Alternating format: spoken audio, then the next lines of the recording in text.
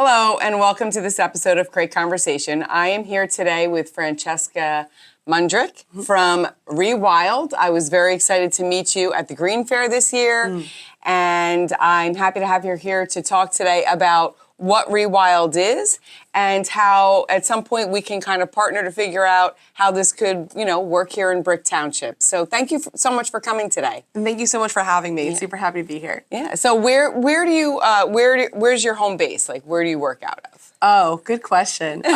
Well, I will combine that with kind of where I'm from. Okay. I am originally from North Jersey, so I'm from Jefferson Township in Morris County, New Jersey, which is in the Highlands. So I'm definitely a Highlands girl, totally grew up in the mountains, immersed in nature. But I ended up going to Rowan University for my undergrad. So I studied geography at Rowan, and I've lived in South Jersey since then. So I currently live in Pittman, which is in Gloucester County, New Jersey, and I teach at Rowan University now. Oh, perfect. Okay. Yeah. And so how did Rewild come to be? Oh, yeah. Another good question.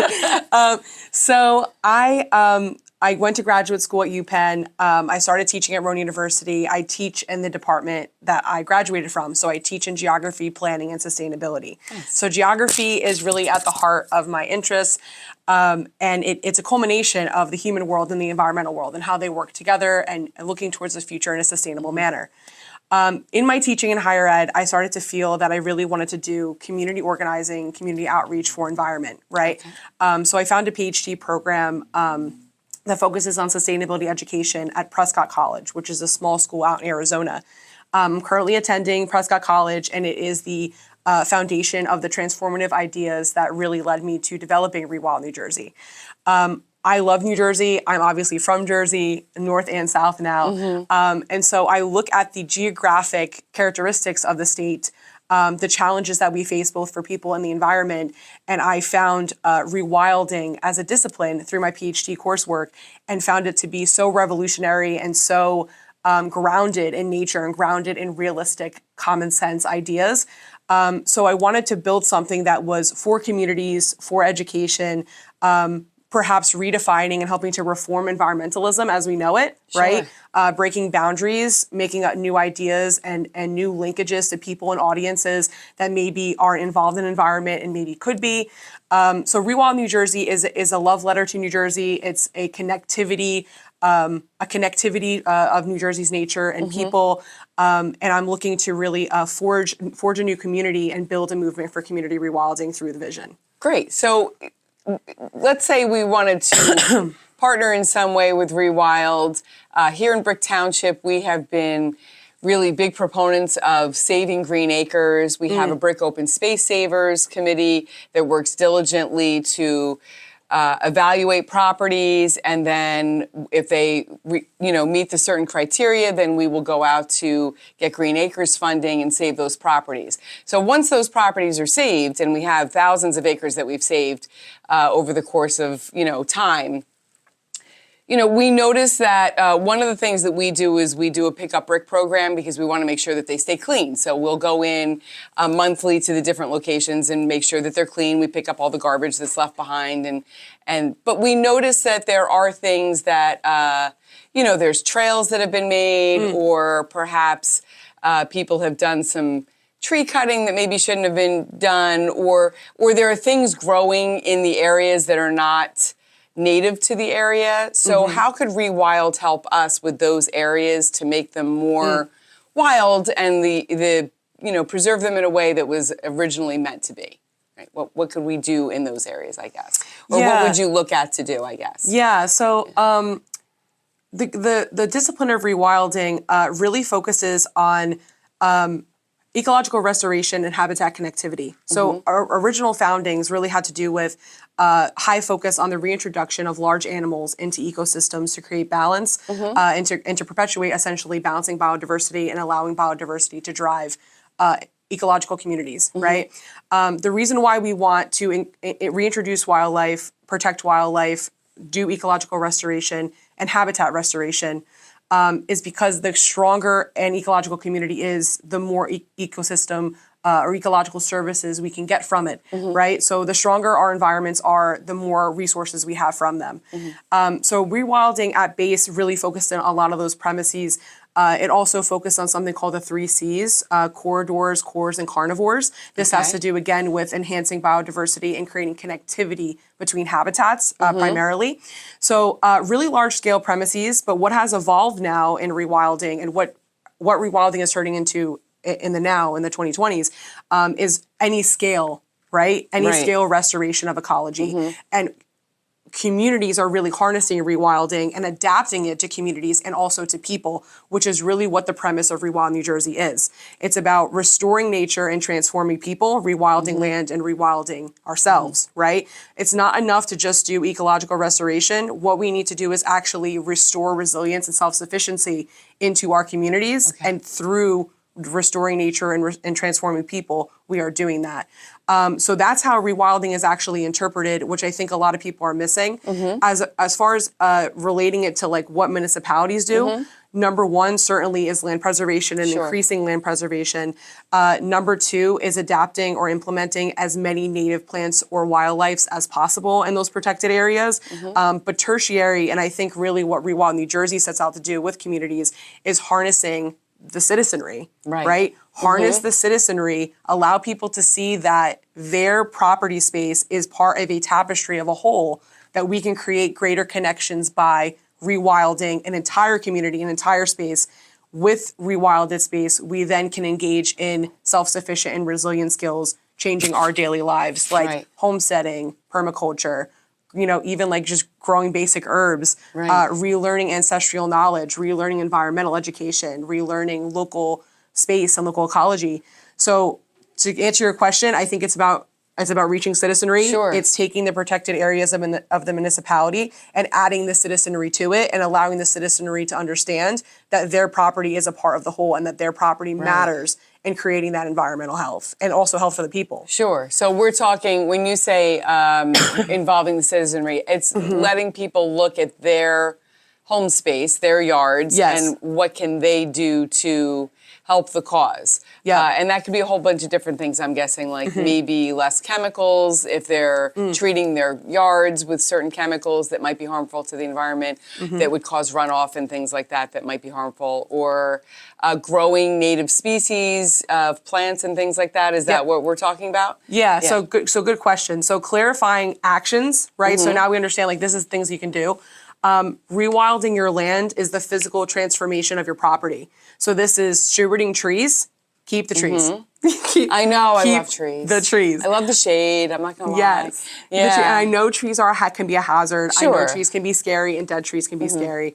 But trees, dead or alive, if safe, are really, really influential for the health of the community and your property. So stewarding trees, absolutely planting native plants and ground covers, even like if you don't want to invest in doing a wildflower garden or a big native plant, introduction into your property to make it a meadow, you could just literally take out your grass and put let the clovers and the dandelions grow in. Big fan of clover. The clover is like fine. It's beautiful. It's really a lot softer than grass to walk on, I have to say. And the clover, like the basic moss, like the basic ground cover, native plants. Big thing is coexistence with wildlife, welcoming wildlife onto your property, not feeding, but allowing wildlife to coexist and exist on your property without deterrence. Is great. Definitely managing biodiversity. The more biodiversity on your property means the more balance you'll have. So many times people struggle with wildlife and human-wildlife conflict because the wildlife is going into their sheds or their basements or their homes because there's nowhere left for them to live. And so that's why they're going there. But those things, those things at base, and of course you mentioned reducing or eliminating herbicides, pesticides, and fertilizers is a huge thing. That benefits not only your property space, but the surrounding environment and waterways. Huge, huge, huge. We have totally destroyed ecology and even microbial life in the soil and in the water because of that. And that absolutely has to do with rewilding as well. And right here in Brick Township, we're like part of the Barnegat Bay watershed. So any chemicals that are put out there, I think that plays a role in what that looks like as well for stormwater runoff that ends up in the Barnegat Bay. And I think that's a good educational piece as well about what that could look like for people. I'm not telling people you can't, do what you're going to do with your grass. We're just talking about it, having a conversation about what that looks like, right? So I think those are great ideas. So really you could do, when you say not really feeding the animals, but offering a space for them, I've noticed that, like in my yard, I put up my husband made a bunch of birdhouses, that we just put way back as we kind of back up to the woods, and they are just like, it draws them in, and there's always little families every year that come back, and it's really nice to see. Yes. Is that like a good example of like maybe offering a space for wildlife to? Yes. Because I don't have a lot of trees in my yard. I'm sorry. So it's just not something. I tried to grow a tree, and it's still the same size as it was like 10 years ago. So you're discussing habitat elements, is what I call it. So when we say welcoming wildlife, it's like the native plants and the change, the trees, the native plants, the structure already offers biodiversity and habitat space. But if you want to add more welcoming, elements, this is habitat elements. Leaving the leaves, right? Yep. So in your garden space, like let's say you have natives or even a landscape garden, leaving the leaves in those spaces increases insects and habitat availability by tenfold. Bird houses, bat houses, any of that. Even like fallen down logs and trees that are on the border of your property, great. Like don't get rid of them, just leave them there.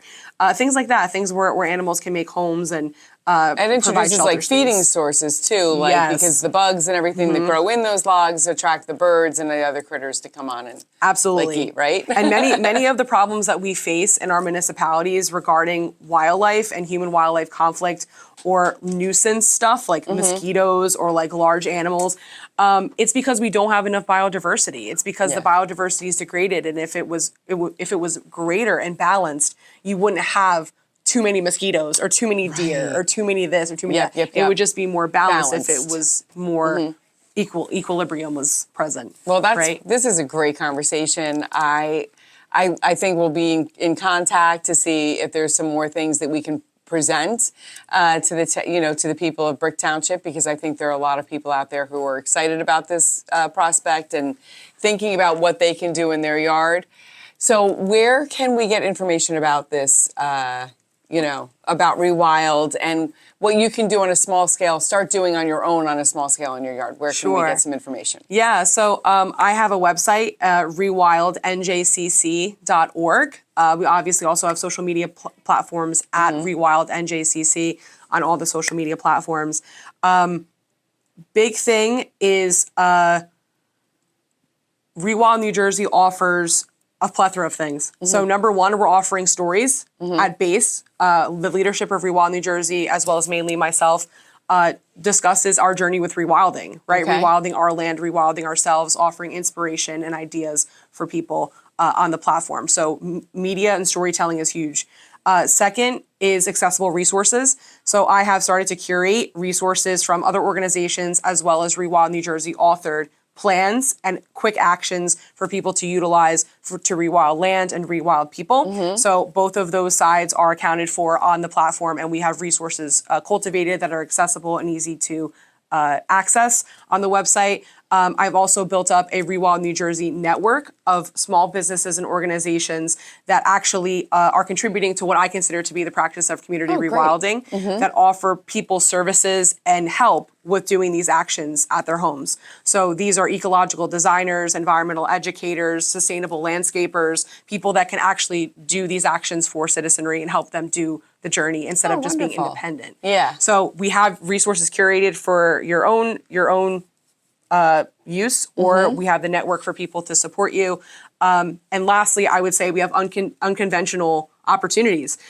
So I'm really big on the wild self. So our events, our programs, the things that we're actually offering as a platform are truly unconventional and wild.